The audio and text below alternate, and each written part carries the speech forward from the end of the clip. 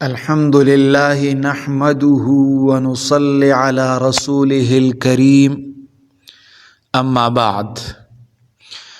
پیارے بھائیوں اور بہنوں، آج ہم ایک ایسے موضوع پر بات کریں گے جیسے نبی کریم صلی اللہ علیہ وآلہ وسلم نے سنت قرار دیا اور جو ہر انسان کی زندگی میں سکون، محبت اور وفاداری کا پیغام لاتا ہے، اور وہ ہے شادی۔ اللہ تعالیٰ فرماتا ہے وَجَعَلَ بَيْنَكُمْ مَوَدَّةً وَرَحْمَةً، اور تمہارے درمیان محبت اور رحمت رکھ دی۔ یہ سورۃ روم کی آیت ہے۔ یہ آیت ہمیں بتاتی ہے کہ شادی صرف ایک معاہدہ نہیں ہے بلکہ محبت اور رحمت کا رشتہ ہے۔ آج کا المیہ، آج کے دور میں لوگ شادی کو بوجھ سمجھتے ہیں۔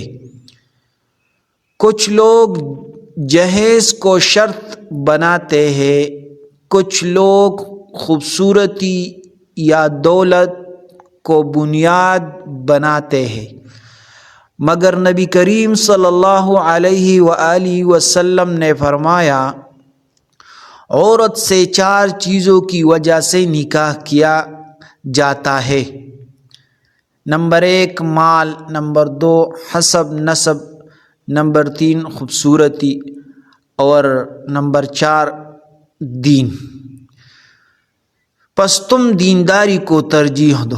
نبی علیہ السلام نے فرمایا پس تم دینداری کو ترجیح دو، کامیاب ہو جاؤ گے۔ یہ بخاری کی حدیث ہے۔ نبی علیہ السلام نے فرمایا تم دینداری کو ترجیح دو تو آپ لوگ کامیاب ہو جاؤ گے۔ شادی ایک عبادت ہے۔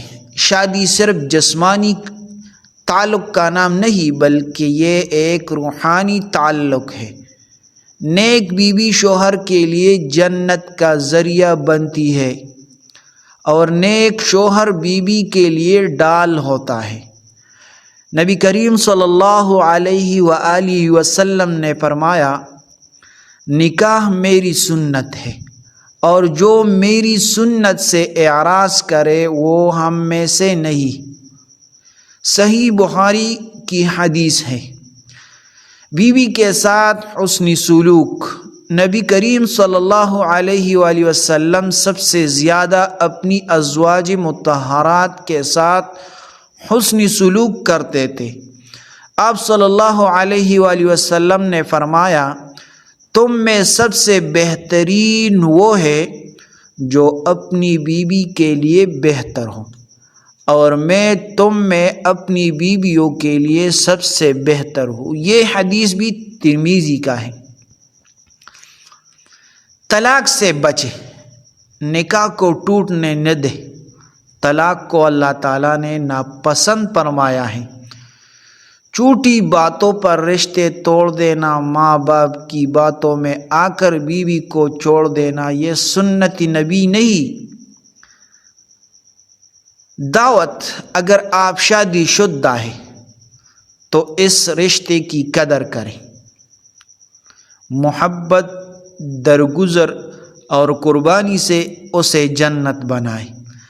اگر آپ ابھی غیر شادی شدہ ہیں تو جلد نکاح کریں تاکہ آپ گناہوں سے بچیں اور سکون والی زندگی گزار سکیں۔ آخری بات میں بتانا چاہتا ہوں، یہ یاد رکھو شیطان سب سے زیادہ خوش اس وقت ہوتا ہے جب میاں بیوی کے درمیان جھگڑا کروا کے طلاق تک لے آتا ہے۔ لہٰذا آپ اپنے گھروں کو جنت بناؤ، زبان میں نرمی رکھو، معاف کرنا سیکھو اور ایک دوسرے کے لیے دعا کرتے رہو۔ اللہ تعالیٰ ہمیں نیک شریک حیات عطا فرمائے اور ہمارے گھروں کو محبت، امن اور سکون سے بھر دے۔ آمین ثم آمین۔